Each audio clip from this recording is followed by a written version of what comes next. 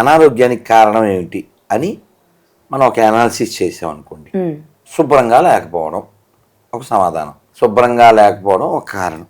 నువ్వు శుభ్రంగా ఉన్నా పరిసరాలు శుభ్రంగా లేకపోతే అనారోగ్యం వస్తుంది, అవునా? కాబట్టి శుభ్రంగా ఉండడం అనేది చాలా ముఖ్యమైనది.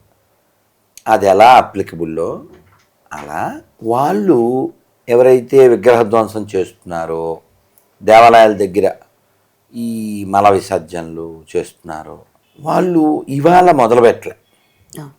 వారు గత 1000 సంవత్సరాలుగా అలా నాశనం చేయడం అనే సింగిల్ కాన్సెప్ట్తో వాళ్ళ మతాలు పుట్టినాయి. కాబట్టి వాళ్ళు అలా పాడు చేయడానికే పుట్టారు.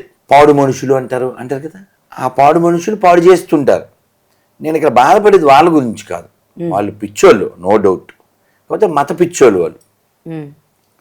ఇప్పుడు మొన్న 3 రోజుల క్రితం ఎప్పుడో ఇంటర్వ్యూలో కూడా చెప్పాను, మీరు పందిని తీసుకొచ్చారు, 4 రోజులు ఏసీలో పెట్టారు, దానికి రోజు పన్నీటితో స్నానం చేయించారు, వదిలిన వెంటనే ఏం చేస్తుంది? బురదలోకి వెళ్తుంది. అది